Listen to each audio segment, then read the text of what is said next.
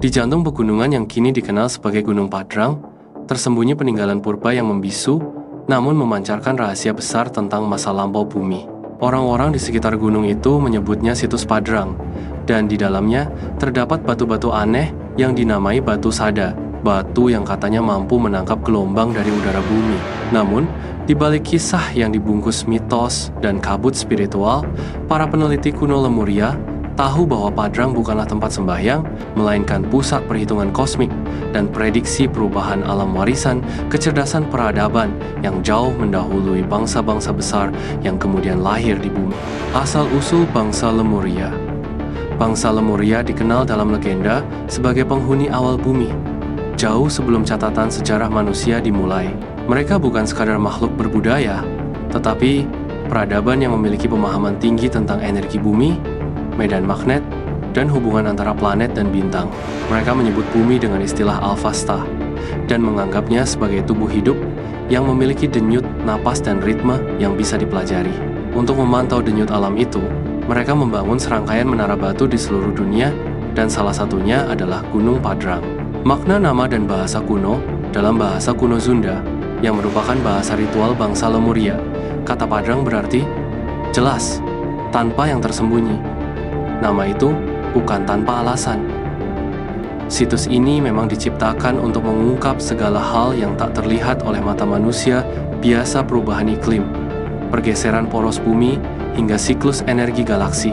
Sementara itu, kata sada berasal dari akar kata saada, yang berarti yang menangkap dan menyimpan.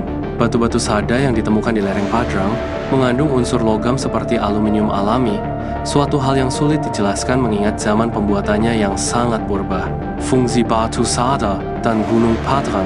Bangsa Lemuria memahami bahwa segala sesuatu di alam semesta memancarkan getaran, suara, cahaya, bahkan waktu itu sendiri. Batu sada diciptakan untuk menangkap dan menyimpan getaran-getaran itu. Di Gunung Padrang, mereka menyusun batu sada dalam pola spiral sejajar dengan arah rotasi bumi. Struktur ini membentuk resonator alami, semacam antena raksasa yang bisa mendeteksi perubahan frekuensi elektromagnetik bumi. Namun, tidak berhenti di situ.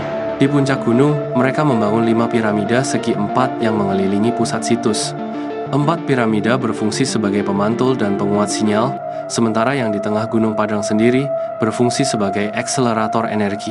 Ketika getaran alam meningkat, batu-batu sada beresonansi dan menghasilkan aliran energi yang kemudian dikumpulkan di puncak gunung. Dari sinilah Lemuria memantau perubahan iklim, pergeseran kutub, hingga potensi bencana alam. Perhitungan kosmik. Sistem Origom, salah satu penemuan paling menakjubkan dari bangsa Lemuria, adalah sistem waktu yang disebut Origom. Mereka percaya bahwa alam semesta memiliki siklus yang jauh lebih panjang daripada kalender manusia modern. Satu Origom setara dengan 5.125 tahun dan 236 hari bumi. Sistem ini digunakan bukan untuk menghitung waktu sehari-hari, tetapi untuk menandai putaran energi galaksi, termasuk galaksi Lagrange, yang kini dikenal sebagai Bima Sakti. Menurut naskah batu yang ditemukan di situs itu, setiap galaksi berputar dari kanan ke kiri. Dan kini galaksi kita telah menempuh 434 Origom, atau sekitar 2,2 juta tahun bumi. Bagi bangsa Lemuria, mengetahui posisi bumi dalam siklus Origom berarti mengetahui gelombang besar perubahan alam, kapan bumi mengalami musim energi tinggi, kapan akan terjadi pendinginan global, bahkan kapan lapisan magnetnya melemah. Bintang Origom dan tujuan observasi Gunung Padrang bukan sekadar tempat pengamatan bumi. Situs ini juga dirancang untuk melacak keberadaan bintang Origom, bintang yang menjadi patokan siklus galaktik dalam perhitungan mereka. Bintang itu, menurut catatan Lemuria, tidak selalu tampak di langit. Ia hanya muncul pada fase orbit tertentu ketika energi galaksi mencapai puncaknya. Saat itulah, perubahan besar terjadi di bumi. Gempa, letusan, pergeseran musim, hingga perubahan medan magnet. Bangsa Lemuria tidak menyembah bintang itu. Mereka mempelajarinya. Bagi mereka, memahami langit berarti memahami diri sendiri. Sebab tubuh manusia dan bumi dianggap tersusun dari unsur yang sama dengan bintang. Teknologi alam dan sains spiritual. Salah satu hal yang membedakan bangsa Lemuria dengan peradaban modern adalah cara mereka memadukan ilmu pengetahuan dengan kesadaran spiritual. mereka tidak memisahkan sains dari ruh alam. Setiap pengukuran dilakukan dengan getaran tubuh yang disinkronkan dengan batu sada. Para ahli Lemuria disebut para hayam, bukan karena mereka dewa, tetapi karena mereka telah mencapai kemampuan menyatu dengan frekuensi bumi. Maka, keliru bila ada yang menyebut situs Padrang sebagai tempat persembahan kepada para hayam. Justru, para hayam adalah ilmuwan penyatu yang menggunakan gunung itu sebagai observatorium spiritual, bukan altar sembahan. Runtuhnya Lemuria dan hilangnya pengetahuan. Sekitar 12.000 tahun yang lalu, bumi mengalami pergeseran kutub magnetik besar. Lautan naik, daratan tenggelam, dan banyak pusat peradaban Lemuria lenyap di telan samudra.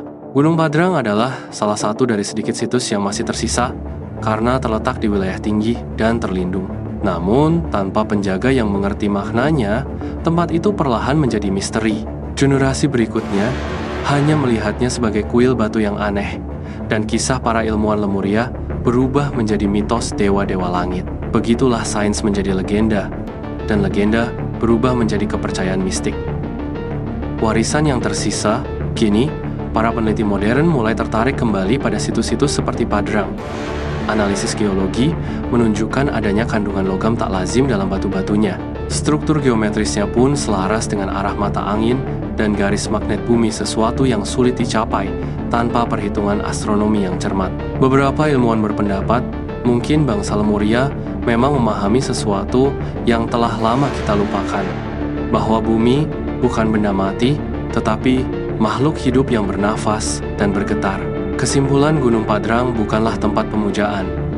Ia adalah monumen pengetahuan, warisan dari masa ketika manusia dan alam masih berbicara dalam bahasa yang sama. Batu sada bukan batu keramat, melainkan alat komunikasi kosmik yang dibuat untuk membaca gelombang bumi dan langit. Dan bangsa Lemuria bukan makhluk mitos, tetapi penjaga awal bumi yang memahami harmoni antara energi, waktu, dan kesadaran. Kini, ribuan tahun setelah mereka lenyap, situs itu tetap berdiri sunyi, namun abadi seakan menunggu manusia masa kini untuk kembali mendengarkan denyut bumi, sebagaimana yang dulu dilakukan para Lemuria di bawah sinar bintang Origon.